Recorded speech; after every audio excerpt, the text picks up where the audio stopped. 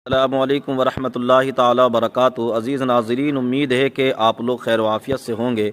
अल्लाह आप लोगों को शादो आबाद रखे। अज़ीज़ नाज़रीन, आइए इस वीडियो पर आप लोग नज़र कीजिए, मज़ा आ जाएगा। आइए इस वीडियो को देखिए। बदल डालो,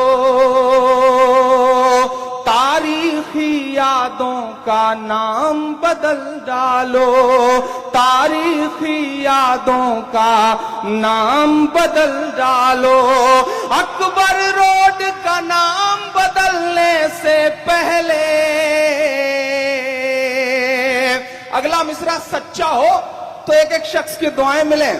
अकबर रोड का नाम बदलने से पहले अपने दामादों का नाम बदल डालो, अपने दामादों का नाम बदल डालो। तारीखी यादों का नाम बदल डालो, अपने सभी प्यादों का नाम बदल डालो। बहुत शुक्रिया, बहुत अच्छा सुन रहे हैं आप। इसी तरह सुनते रहेंगे तो इंशाल्लाह मेरे बाल बच्चे पल जाएंगे जो भी पैदा नहीं हुए हैं। मैं कोशिश करूंगा कि थोड़ी देर आपके साथ रह सकूं, थोड़ी देर आपसे रूबरू रह सकूं। 4 मिसरे और पढ़ता हूं। शहीदों का लहू बेआबरू करके चले आए, एक सर के बदले 10 सर। याद होगा वो मंजर जब शहीद हेमराज का की लाश आई थी, सर रह गया था वहां पर, काट लिया था दुश्मनों ने। 10 दिन तक संसद ये कह के नहीं चलने दी गई कि जब तक एक सर के बदले 10 सर नहीं आएंगे तब तक संसद नहीं चलेगी। निजाम बदल चुका है। 4 मिसरे पढ़ता हूं साहब। अब तो हालत यह है कि नाश्ता काबुल में हो रहा है, लंच लाहौर में हो रहा है, हिंदुस्तान तो सिर्फ खाली होने के लिए आ रहे हैं साहब। तब मैं पढ़ता हूं और आपसे दुआएं मांगता हूं कि शहीदों का लहू बेआबरू करके चले आए, पुराने जख्म थे उन पर रफू करके चले आए, पुराने जख्म थे उन पर रफू करके चले आए। हमें उम्मीद थी वो कुछ कटे सर लेके लौटेंगे, हमें उम्मीद थी वो कुछ कटे सर लेके लौटेंगे, मगर साहब गए तो पांव छू करके चले आए, मगर साहब गए तो पांव छू करके चले आए।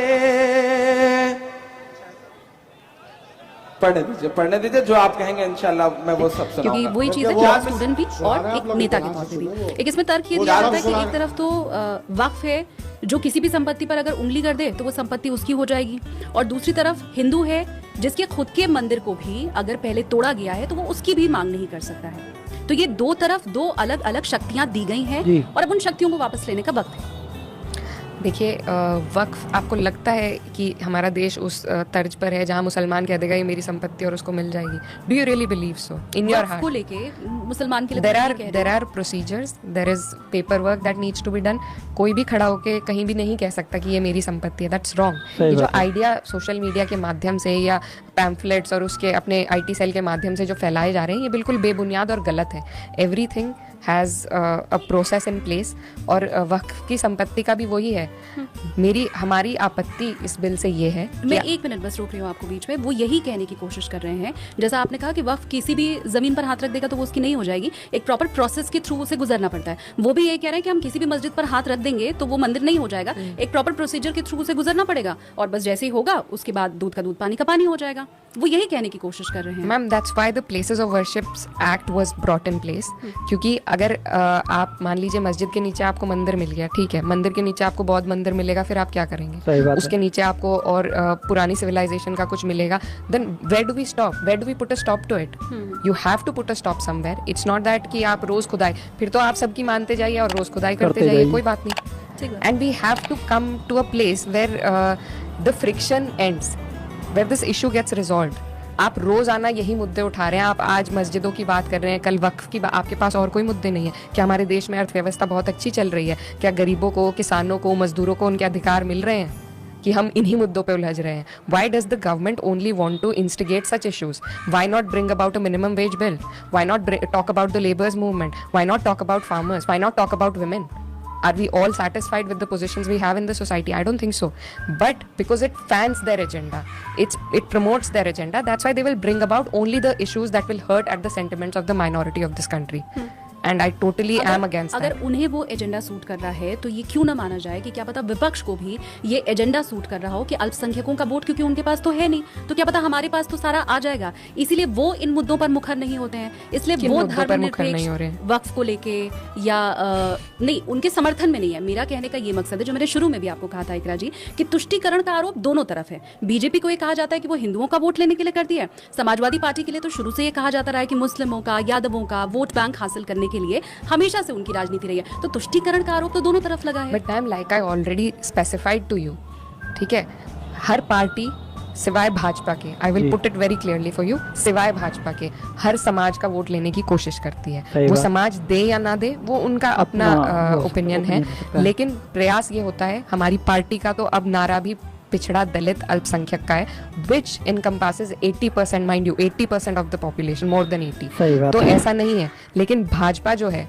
वो सिर्फ और सिर्फ मुसलमानों को एक्सक्लूड करती है। That is why I said exclusive politics Bhajpa कर रही है। We need to do inclusive politics. If you can tell me one MP from BJP who's a Muslim, I will take my words back. If you can tell me one ticket that they gave to Muslim, I will take my words back. Right? लेकिन वो कहते हैं सबका साथ, सबका विकास, सबका विश्वास। अरे कहने को तो वो 15 लाख भी दे रहे थे, आपके अकाउंट में आए थे। 2 करोड़ नौकरियां भी दे रहे थे। मेरे तो क्षेत्र में किसी को नहीं मिली अभी तक एक भी नौकरी। तो कहने को तो वो बहुत कुछ कहते हैं, उनकी सारी बातों को हम गॉड्स वर्ड नहीं मान लेंगे ना।